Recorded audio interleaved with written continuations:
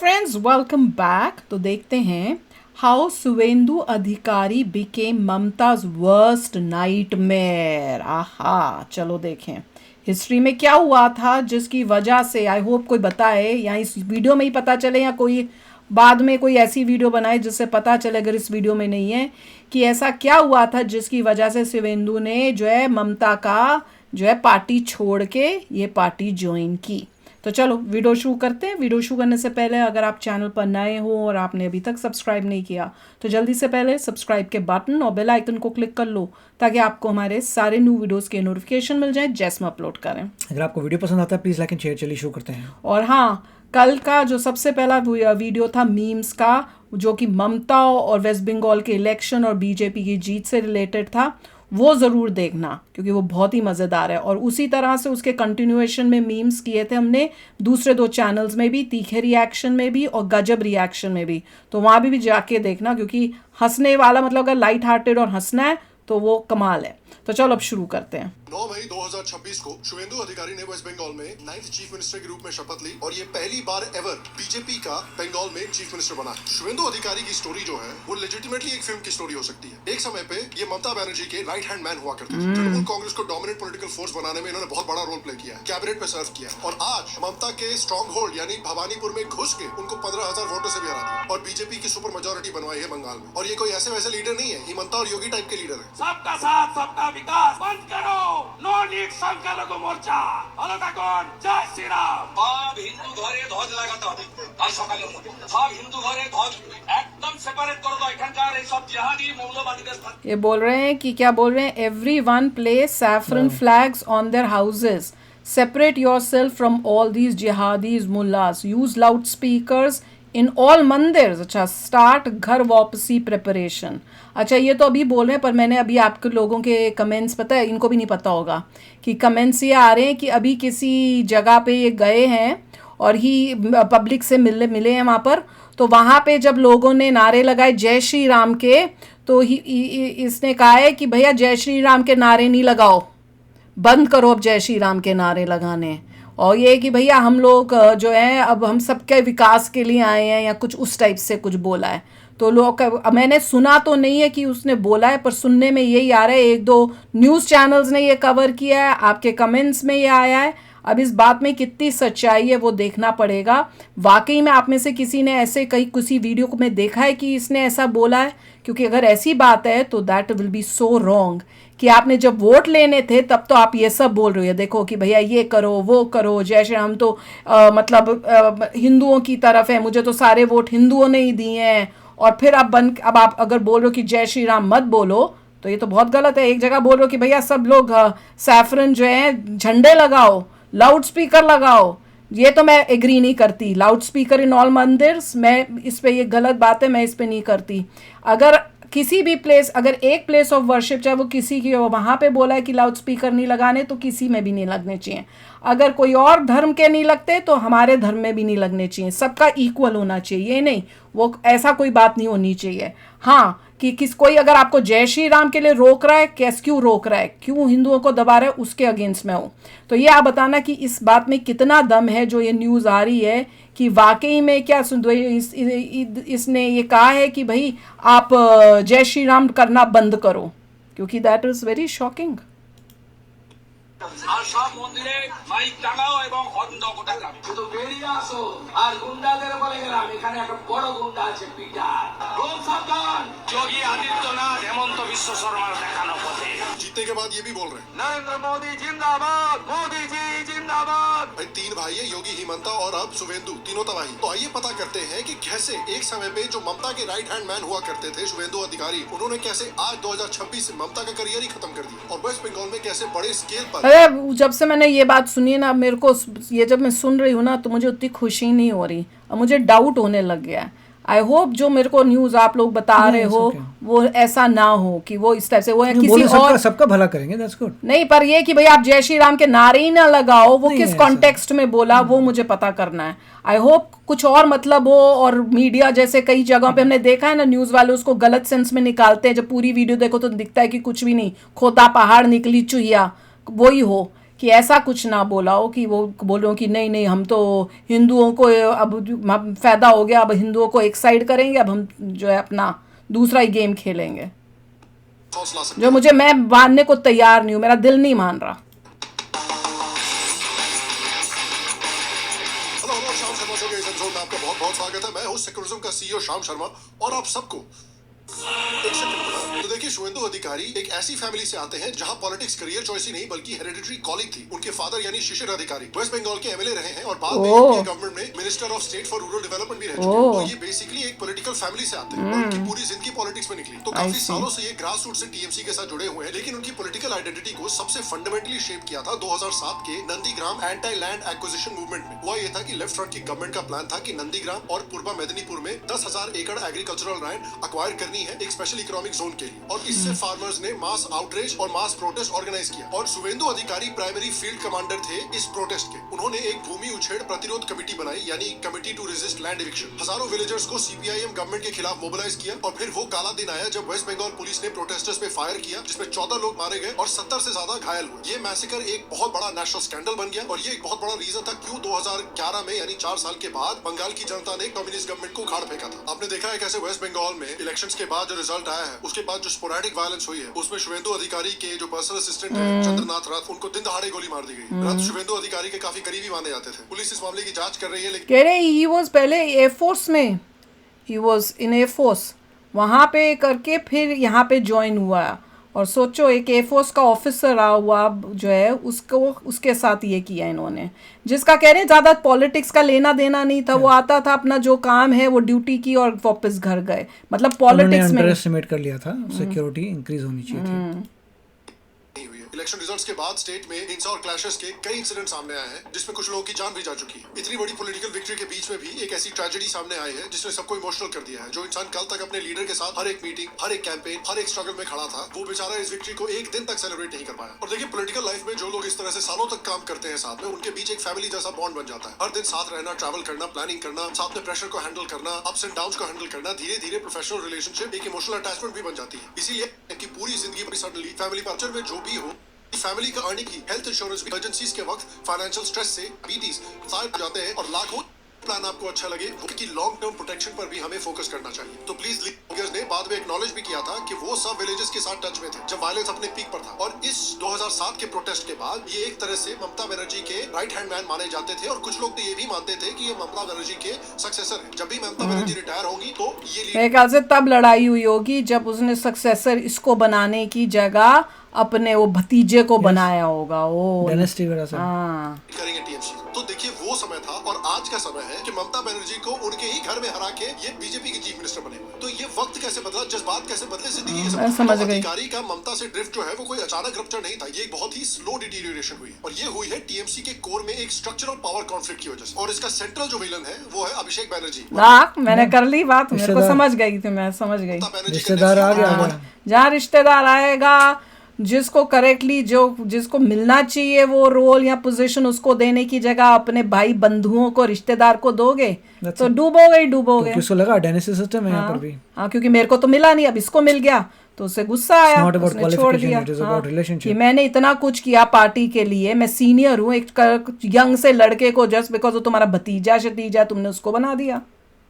शुवेंदु अधिकारी के इतना अच्छा काम करने के बावजूद अभिषेक बैनर्जी को पार्टी का एयर अपैरेंट जैसा ग्रूम किया जा रहा था, और ये आदमी प्रोग्रेसिवली पार्टी की ऑर्गेनाइजेशनल मशीनरी अपने हाथ में ले रहा था। तो एक तरफ शुवेंदु अधिकारी हैं जिन्होंने नंदीग्राम में अपनी जान दांव पे लगाई, 35 to 40 कंस्टिट्यूएंसीज के इलेक्टोरल आउटकम्स को ये इन्फ्लुएंस किया करते थे। इन्होंने टीएमसी को ग्राउंड से बिल्ड किया है। दूसरी तरफ है अभिषेक बैनर्जी, इन्होंने क्या किया, भाई ममता बनर्जी के फैमिली में पैदा हुआ, ग्राउंड लेवल पे स्ट्रगल नहीं की है, सिर्फ एक बड़ा फैमिली का कनेक्शन है, और गुंडागर्दी साथ में वो सीखी है। ये देखिए किस तरह की अमीर लोगों का ये होता है, अपने आप को करना, किसी को भी कुछ भी धमका दो, मतलब इंडिया के पार्ट को, इंडिया को दिखाओ जैसे इंडिया अलग है और हमारा ये स्टेट अलग है।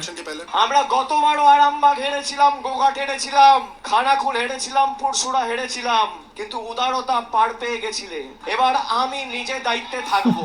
4 তারিখ 12টার পরে কোন জল্লাদের কত ক্ষমতা আর কার দিল্লির বাবা কাকে বাঁচাতে আসে আমি 4 तारीख देखूं। ऐसे आदमी को ग्रूम किया जा रहा था एज ममता बनर्जी का सक्सेसर। तो बताइए, और ये बंदा कहीं से खड़ा भी नहीं हुआ, इतना बोगस था। नेपोटिज्म के बारे में पहले बॉलीवुड को डुबाया नेपोटिज्म ने, फिर कांग्रेस को डुबाया, अब टीएमसी को डुबाया, और 2027 में सपा में भी काफी नेपोटिज्म है, जरा सोच लीजिए। एक तरह से अच्छी बात है कि मोदी जी की कोई औलाद नहीं है, वो टेंशन तो नहीं होगा इनको। तो तभी तो कह रही हूँ, इसलिए कह रही हूँ कि नेक्स्ट जो है मोदी जी के बाद योगी जी आने चाहिए। एक बड़ी दरार यहाँ पर है। दूसरी बड़ी दरार तब आई जब प्रशांत किशोर सीन में आते हैं, और प्रशांत किशोर अचानक से बाहर से आते हैं और इनको पूरा 2021 मैनेज प्रशांत किशोर यहाँ पे भी आया था, अभी तो वो वहाँ पे विजय की पार्टी में भी गया ना। करने की रिस्पॉन्सिबिलिटी दे दी जाती है। अच्छा, और इतनी जल्दी मतलब उसका काम है कि जहाँ पे भी कैंपेनिंग हो रही है कोई ले लेता है, उसको हायर कर लेता है, फिर वो उसके लिए काम एक करता है। रातों रात आए हुए आदमी को इतना इन्फ्लुएंस मिल जाता है, इससे अधिकारी बहुत नाराज हो जाते हैं। अपेरेंटली शुवेंदु फील कर रहे थे कि जो की डिसीजन है पार्टी रन करने के, इलेक्शन चलाने के, वो एक बाहर के आदमी को दिए जा रहे हैं। चाहे सीट एलोकेशन हो, कैंपेन की थीम्स हो, ऑर्गेनाइजेशनल स्ट्रक्चर हो, और ये आदमी जो 30 सालों से पार्टी का बेस बिल्ड कर रहा है, उनको साइडलाइन कर उसको वही तो साइड में कर दिया। बात बद से बदतर तब हो गई जब प्रशांत किशोर ने डायरेक्टली शुवेंदु अधिकारी को पब्लिकली अटैक करना शुरू कर दिया। ओह अच्छा। उन्होंने पब्लिकली अटैक किया शुवेंदु अधिकारी को कि 2019 लोकसभा इलेक्शंस में जहां पर वो पार्टी ऑब्जर्वर थे, वो सीक्रेटली बीजेपी की हेल्प कर रहे थे। और ये प्रशांत किशोर के बारे में भी एक सेकंड जरा सोचिए कि ये आदमी भी हमजा अली मजारी निकला बीजेपी का। बंगाल में, बिहार में, दोनों में। बंगाल में इन्होंने शुवेंदु का डिपार्चर इंजीनियर करवाया टीएमसी से, मेक श्योर किया कि वो टीएमसी छोड़ दे और बीजेपी को ज्वाइन कर ले जाके। उसके बाद जाके ये ममता बनर्जी के प्राइमरी ओपोनेंट बन जाए और अल्टीमेटली ममता के खिलाफ लड़के ममता को ही उनके स्ट्रॉन्ग होल्ड में हरा दे। उसके पहले ये भाई साहब बिहार में गए हुए थे, उन्होंने थर्ड फ्रंट निकाला वहां पे अपनी जनसुराज पार्टी, खूब बातें की, खूब कैंपेन किया, और अल्टीमेटली ग्रैंड टोटल ऑफ क्या 0 सीटें आई। क्या पता कहां कहां इन्होंने ऑपोजिशन का वोट भी काट दिया। तो बीजेपी के हमजा अली मजारी ने इंश्योर किया कि बीजेपी न सिर्फ बिहार में लैंडस्लाइड से जीते, बल्कि लेट्स होप से हायर ना करे कोई दोबारा। हाँ, किया तो है, विजय ने जीता तो है। उस वक्त जीत गया वो भी, उसकी वजह से जीता वो है। तो अपनी, क्योंकि फिल्म स्टार था, लोगों को मूवियां देखते हैं, इस इन वजह सब से चीजों से जीता है। परेशान होकर शुवेंदु अधिकारी 2020 में पार्टी छोड़ देते हैं, और 19 दिसंबर 2020 में यूनियन मिनिस्टर अमित शाह की प्रेजेंस में मिदनापुर के एक मैसिव रैली में शुवेंदु अधिकारी ने फॉर्मली बीजेपी को ज्वाइन कर लिया। और उनके पार्टिंग वर्ड्स थे ममता की फैमिली पे डायरेक्ट अटैक। उन्होंने अभिषेक बैनर्जी को उस रैली में तोलाबाज भाईपो बोला, यानी एक्सटॉर्शनिस्ट नेफ्यू। उन्होंने बोला कि जब उनको कोविड हो रखा था, उस समय अमित शाह ने और बीजेपी वालों ने फोन करके डायरेक्ट उनकी खबर ली थी, और एक भी तृणमूल कांग्रेस के लीडर ने इनको फोन नहीं किया। अल्लाह। और बीजेपी में आते ही शुवेंदु अधिकारी ने खुद को पूरी तरह से रिपोजिशन किया बंगाल में हिंदू आइडेंटिटी के एक अनकॉम्प्रोमाइजिंग वॉइस के रूप में। और देखिए, ये जो इनकी स्ट्रेटेजी थी, ये बीजेपी के लिए बहुत इंपॉर्टेंट है, क्योंकि बंगाल में बीजेपी हिस्टोरिकली एक क्रेडिबल लीडर ढूंढ रही थी जो हिंदू आइडेंटिटी का मैसेज डायरेक्टली और अग्रेसिवली बंगाली में कैरी कर सके। সব হিন্দু ঘরে ধ্বজ লাগাতে হবে কাল সকালের মধ্যে। সব হিন্দু ঘরে ধ্বজ वही हर हिंदू जो है भगवा ध्वज झंडा लगाएगा। लाएगा, झंडा একদম সেপারেট করে দাও এখানকার এই সব জিহাদি মৌলবাদীদের সাথে আমাদের। वही আর সব মন্দিরে মাইক টাঙাও এবং হর্ন দাও গোটা গ্রামে। माइका लगाओ। বেরিয়ে আসো। আর গুন্ডাদের বলে গেলাম, এখানে একটা বড় গুন্ডা আছে পিটার, খুব সাবধান। গুন্ডা সোজা করার ডক্টরেট আমি। और शुवेंदु अधिकारी ने एग्जैक्टली वही किया। तो अल्टीमेटली आपके दिमाग में सवाल उठ रहा होगा कि भाई बीजेपी ने शुवेंदु अधिकारी को ही क्यों चूज किया बीजेपी के डिफिनेटिव हिंदुत्व अवतार बनाने में, और उनको ही एज सीएम कैंडिडेट क्यों चूज किया। देखिए, इसके कई रीजंस हैं। नंबर 1, लोकल लेजिटिमेसी है इनकी। ये कई सालों से ग्रास रूट्स पे काम कर रहे थे बंगाल में, नेटिव बंगाली है, बंगाली बोलते हैं, स्टेट के कल्चरल इडियम्स को समझते हैं, मास लेवल पे इनके नेटवर्क्स हैं। जो कोई अरे ममता को छोड़ के इस साइड आए हैं, सबसे इम्पोर्टेंट है। डिफिकल्टी वाली बात ही नहीं थी। टीएमसी से बंदा आ रहा है, हाँ, उसी को करेंगे। लीडर रेप्लिकेट नहीं कर सकता, और उस वजह से जब ये हिंदुत्व तो बिस्वा शर्मा के साथ भी यही हुआ था। वॉइस ऑथेंटिक लगती थी। दूसरी बात, डुअल कैंपेन स्ट्रेटजी बीजेपी ने की थी इनके साथ। तो एक तरफ थे शुवेंदु अधिकारी जो रूरल हिंदू वोटर्स की हिंदुत्व मोबिलाइजेशन कर रहे थे, और पहली तरफ थे बीजेपी बंगाल प्रेसिडेंट शमिक भट्टाचार्य जो अर्बन और एजुकेटेड वोटर्स को डेवलपमेंट और गुड गवर्नेंस की पिच दे रहे थे। तो शुवेंदु अधिकारी थे पार्टी के स्ट्रीट फाइटर, अग्रेसिव थे, कॉन्फ्रंटेशनल थे, डायरेक्टली जो हिंदूज की रिप्लेसमेंट हो रही है, डेमोग्राफिक चेंज हो रहा है, उसकी बातें कर रहे थे। शुवेंदु ने बीजेपी ज्वाइन करते ही बिल्कुल अग्रेसिव हिंदुत्व अपनाया, जिस बात से बीजेपी भी सरप्राइज हो गई। शुवेंदु पहले बीजेपी लीडर थे जिन्होंने पब्लिकली प्राइम मिनिस्टर मोदी के खुद का सबका साथ सबका विकास स्लोगन रिजेक्ट कर दिया बीजेपी में आते। उन्होंने अगर रिजेक्ट कर दिया तो ये इसका मतलब हो सकता है कि ऐसी अफवाह फैला रही है ऑपोजिशन नाम खराब करने के लिए। Whatever मुझे it is, तो they यही won. लग रहा है। डिक्लेयर किया कि ये बंगाल की ग्राउंड रियलिटी पे एप्लीकेबल ही नहीं। उन्होंने नया फॉर्मूला निकाला, जो हमारे साथ हम उनके साथ। जो हमारे साथ हम उनका साथ। तो जो बंगाल का हिंदू इलेक्टोरेट है, जो इतने सालों से एंटी हिंदू बायस झेलता हुआ आ रहा है, उनको ये मैसेज सुनना तो यार डायरेक्ट एकदम ऐसा लगा कि एड्रेनलिन का शॉट दे दिया हो किसी ने। उन्होंने बोला बांग्लादेश जो कर रहा था हिंदुओं के खिलाफ, उसके खिलाफ भी डायरेक्टली इन्होंने आवाज उठाई। हिंदू हित में चल रहा है सरकार।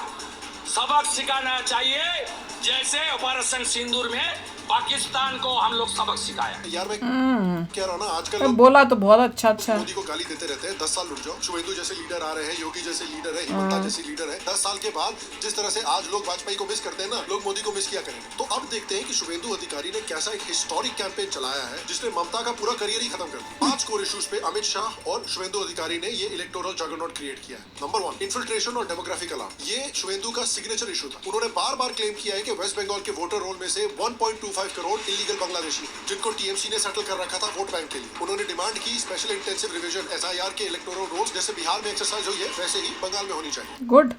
बीजेपी के प्री इलेक्शन व्हाइट पेपर ने अलेज किया है कि बंगाल की जो 2000 किलोमीटर इंटरनेशनल बॉर्डर का 569 अभी भी अनफेंस्ड है और वो ममता बनर्जी ने रुकवा के रखा हुआ है क्योंकि वो जमीन नहीं अलॉट कर रही है। उन्होंने क्लियरली जो डेमोग्राफिक चेंज हो रहा है बंगाल का उसके बारे में रैली में बात की। दूसरा बड़ा टॉपिक उन्होंने हिंदू सेफ्टी की बात उठाई, संदेश खाली और मुर्शिदाबाद में। संदेश खाली जहां औरतों ने TMC link leaders including Shahjahan वो शेख वाला असॉल्ट और लैंड ग्रैबिंग के एलिगेशंस लगाए थे। मुर्शिदाबाद जहां अप्रैल 2024 की क्रिमिनल वायलेंस हुई थी, शुभेंदु ने डायरेक्टली वहां पर जो हिंदू औरतों के साथ हुआ है और हिंदुओं के साथ हुआ है उसकी आवाज उठाई। उन्होंने बोला कि बीजेपी जीतते ही इन सारे मामलों को इन्वेस्टिगेट किया जाएगा और कल्प्रिट्स को सजा दी जाएगी। बहुत अच्छी बात है। उन्होंने आरजी कर मेडिकल कॉलेज का केस उठाया। उन्होंने करप्शन की बात। शुभेंदु ने यह भी कहा कि बंगाल में बेसिकली कट मनी कल्चर चलता है। हर एक गवर्नमेंट प्रोग्राम में टीएमसी एक कट ले लेती है पूरी तरह। ओह अच्छा, मतलब ये क्या उनका प्रो वो टीएमसी ने रोक के रखी। देखो उसी पार्टी से आया है, उसको सब पता है। उस टाइम तो उसको ही सपोर्ट कर रहा था ये बहुत बंदा। बड़ी गलती की थी इसलिए डिक्लाइन हुआ उसका। हाँ। अपने नेफ्यू को नहीं लेके आती, बच जाती। तब बचे रहती, चल रहा होता उसका भी तब। मगर ये है कि लोगों की हालत खराब ही रहती है। वो तो है। रखा जाए ताकि ये गरीब इनके लिए वोट करते रहे। 5वीं बड़ी चीज उन्होंने की कि डायरेक्टली वुमेन आउटरीच किया। उन्होंने देखा था कि कैसे ममता जो थी वो वुमेन आउटरीच प्रोग्राम्स करके औरतों को अपने तरफ रखा हुआ था उन्होंने इतने साल। तो उन्होंने और भी अग्रेसिवली औरतों को रीच आउट करना शुरू किया टारगेटेड वेलफेयर कमिटमेंट्स के साथ। सेंट्रल प्रॉमिस था गवर्नमेंट का कि भाई हम आयुष्मान भारत इंप्लीमेंट करेंगे जो ममता ने ब्लॉक करके रखा हुआ है। एनहांस डायरेक्ट बेनिफिट ट्रांसफर देंगे औरतों और अनएम्प्लॉयड यूथ के लिए। तो एक बहुत क्लियर विजन क्रिएट किया गया कि हम हिंदू आइडेंटिटी को बचाएंगे, इलीगल इन्फिल्ट्रेशन जो हो रहा है वो रोकेंगे, बॉर्डर को सिक्योर करेंगे, बॉर्डर में मतलब ये है कि ये सब करें जल्दी जल्दी ना। जितने इलीगल बांग्लादेशी यहाँ पे बैठे हुए हैं उनको निकाला जाएगा। सारे अच्छे हैं। और टारगेटेड वेलफेयर डिलीवरी की जाएगी सारी औरतों को और बंगाल के सारे लोगों को। और इस क्लियर विजन की वजह से आता है बंगाल पॉलिटिक्स का और शायद इंडियन पॉलिटिक्स का one of the biggest shocks ever कि शुभेंदु अधिकारी ममता बनर्जी को अपनी खुद की सेफ सीट पे जाके हरा देते हैं। अमित शाह ने यही बोला भी था शुभेंदु को। शुभेंदु दा हमारे नंदीग्राम से लड़ना चाहते थे। मैंने उनको बोला यहाँ से लड़ो। मैंने शुभेंदु दा को कहा था कि सिर्फ नंदीग्राम नहीं, ममता के घर में जाकर उसको हराना। और देखिए इन्होंने ये सिर्फ 2026 में नहीं किया, 2021 में भी ये ट्रेलर दिखा चुके हैं। 2021 में ममता ने कैलकुलेटेड गैम्बल खेला था कि भाई हम शुभेंदु अधिकारी की सीट पे जाके कंटेस्ट करेंगे, शुभेंदु अधिकारी को उनकी सीट पे हरा देंगे और एक पॉलिटिकल स्टेटमेंट दे देंगे और खुद हार के आ गई कि ये आदमी देखिए मेरे सामने टिक नहीं सकता। लेकिन ये खुद नहीं टिक सकी। की शायद सबसे बड़ी मिस कैलकुलेशन थी। शुभेंदु अधिकारी जिन्होंने उस समय पे फ्रेशली बीजेपी ज्वाइन की थी, नंदीग्राम 2000 वोट से जीत जाते हैं, जो कि उस समय बंगाल इलेक्टोरल हिस्ट्री का सबसे ड्रामेटिक रिजल्ट्स में से एक था। उस समय भले ही भवानीपुर से ममता बनर्जी एक बहुत बड़े मार्जिन से जीती और ये सब चोरी चकारी करने के बावजूद वो हारी है। सोचो लेकिन साइकोलॉजिकल डैमेज जो है वो परमानेंट हो जाता है उस समय, क्योंकि पहली बार एक डायरेक्ट कॉन्टेस्ट में ममता बनर्जी किसी से हारती है। तो शुभेंदु अधिकारी के पास ऑलरेडी ये साइकोलॉजिकल एडवांटेज था। और 2026 में अमित शाह ने, बीजेपी के वर्कर्स ने, शुभेंदु ने दबाकर काम किया भवानीपुर को टारगेट करते हुए। प्रीसिंक्ट लेवल इंफ्रास्ट्रक्चर में हर एक बूथ को स्पेसिफिकली टारगेट किया गया। टीएमसी का जो ट्रेडिशनल वोटर इंटिमिडेशन, अरे बाप रे, देख लो उसको तोड़ा। ओल्ड लोग भी आए हैं। भारी मात्रा में टीएमसी का पहना हुआ था। अच्छा, ओल्ड लोग भी आए हैं। कोई भी इस तरह की बकचोदी ना हो पाए। इलेक्शन कमीशन की स्पेशल इंटेंसिव रिवीजन ऑफ जो वोटर रोल्स थी उसमें 11 lakh alleged fake voters Bengal की इलेक्टोरल रोल से रिमूव किए। इन सब चीजों की वजह से जो वोटर्स थे उनको भी एक सेफ्टी लगी कि देखिए यार इतनी सीआरपीएफ, इतनी पुलिस मौजूद है, एसआईआर में फेक वोटर्स को भी हटाया गया है, टीएमसी जो धमकी दे रही है उसका कोई फायदा नहीं हो रहा है, इस बार चलिए चल के वोट देते हैं। इसीलिए आप याद रखिए कि इस इलेक्शन में रिकॉर्ड वोटिंग हुई है, 93% टर्नआउट हुआ इस इलेक्शन में। बहुत जबरदस्त मैसिव तो था ये। टीएमसी का जो लॉन्ग स्टैंडिंग वोटर इंटिमिडेशन का एडवांटेज था वो इस इलेक्शन में पूरी तरह से न्यूट्रलाइज हो गया। और भवानीपुर में एक decent size non Bengali Hindu population भी है, मारवाड़ी है, हिंदी स्पीकिंग ट्रेडिंग कम्युनिटीज हैं, बंगाली हिंदूज के साथ। तो बीजेपी ने इन वोटर्स को क्लियरली टारगेट किया और एक बड़े लेवल पे नॉन मुस्लिम वोट कंसोलिडेट करना शुरू किया। और आप देखिए रिजल्ट के 2021 में बीजेपी का वोट शेयर वाज 38%, 2026 में अप्रॉक्सीमेटली 46%। কোন চল্লাদের কত ক্ষমতা আর কার দিল্লির বাবা কাকে বাঁচাতে Before আসে election.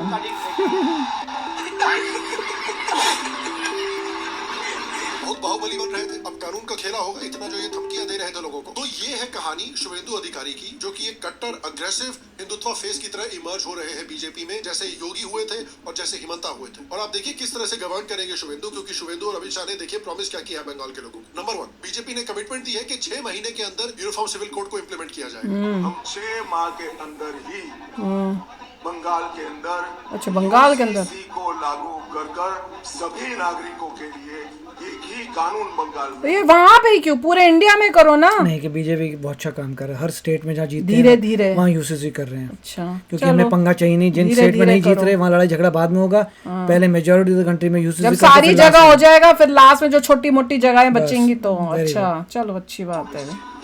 शुवेंदु ने कहा है कि बांग्लादेश और म्यांमार के अनडॉक्यूमेंटेड इलीगल इमिग्रेंट्स को डिटेक्ट, डिलीट और डिपोर्ट किया जाए। और ये इसका टॉप ये बड़ा अच्छा, detect, delete, deport national security priority मानते हैं। इन्होंने बोला कि 45 डेज के अंदर 569 किलोमीटर जो अनफेंस्ड बॉर्डर है इंडिया बांग्लादेश का, उसका लैंड एलोकेशन किया जाएगा और उसको तुरंत फेंस किया जाएगा। Very good. टीएमसी के करप्शन पे व्हाइट पेपर निकाला जाएगा। 15 साल की जो इनका करप्शन रहा है उसको एक्सपोज करने के लिए। Very good. बंगाल एक से एक बढ़कर बता रहे, जो बता रहे हैं मेरे को सुन के बहुत खुशी हो रही है कि कमाल है, बिल्कुल क्लियर है और बता दिए कि ये हमारा सबसे, और मैं तो कह रही हूँ डे 1 से शुरू कर दो भैया। को वेलफेयर डोमिनेटेड मॉडल से high employment, high investment model की तरफ शिफ्ट करना है। कंप्लीट इंडस्ट्रियल ओवरहॉल करना है Bengal. Good, cultural sector overhaul करना है। Very good, educational sector overhaul करना वेरी है। गुड। 5वां, ममता बनर्जी ने सेंटर की हेल्थ इंश्योरेंस स्कीम बंगाल में ब्लॉक करके रखी है। अब इसको फास्ट ट्रैक किया जाएगा और फाइनली बंगाल के लोगों को भी आयुष्मान भारत के बेनिफिट्स मिलेंगे। बहुत लोग सोच रहे थे कि यार मोदी के बाद ब्लॉक क्यों करके बैठी थी तो क्योंकि ओरिजिनल दिखा देते हैं। हाँ कि मैं ही करती हूँ सब कुछ और कोई नहीं। हाँ कि उनके ऊपर उनको कुछ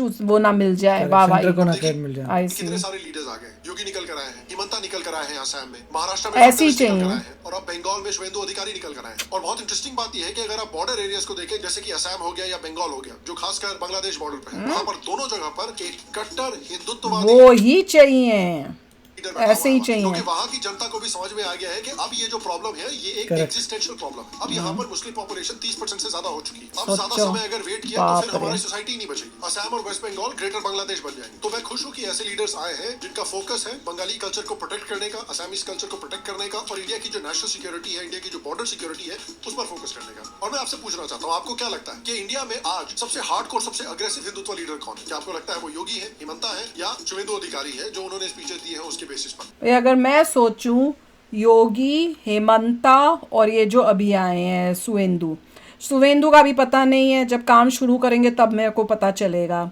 योगी जी का काम देखा है, हेमंता का काम देखा है।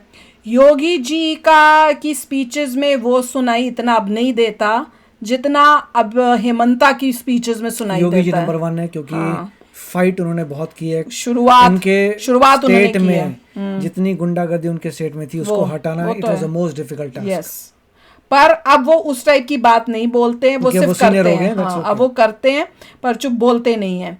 हेमंता जो है वो क्लियरली बोल रहे हैं और वो है भी उस एरिया में, इलाके में जहाँ पे उनको बोलने की और करने की ज्यादा जरूरत है। तो देखते हैं भैया इनमें से अब सब बेस्ट कौन से निकलते हैं। योगी जी अभी तक तो योगी जी हैं, बातचीत में हेमंता है बात करते हैं, अभी उनका भी टाइम आएगा शांत। हाँ वो भी उसके बाद शांत हो जाएंगे। देखना जैसे जैसे सीनियर हो जाएंगे ना तो उसके बाद वो भी शांत हो जाएंगे। अब देखते हैं कि अब बातचीत में अब देखो तो ये शुवेंदु जो है ये भी काफी अब कई स्पीचेस अब जो सुन रहे हैं लग रहा है शांत। हाँ अब शांति से जैसे जैसे अपनी स्टेट को थोड़ा कर लेते हैं ठीक, फिर वो शांत हो जाते हैं। तो अभी इन दोनों का, हेमंता और इनका जो है शुवेंदु का, ये तो अभी जारी है उनका जो कहते हैं ना मिशन। योगी जी का कुछ हद तक काफी सक्सेसफुल हो चुका है। तो चलो यार आप भी शेयर करना अपने थॉट्स। चलते हैं, मिलेंगे नेक्स्ट वीडियो में बहुत ही जल्द। Till then take care and bye bye. तो अगर आप मेरे इस चैनल पे नए हो तो जल्दी से सब्सक्राइब के बटन को हिट करो और बेल आइकन को क्लिक करो ताकि आपको मेरा जब नया वीडियो मैं लगाऊं आपको उसके बारे में जल्दी से पता चल जाए।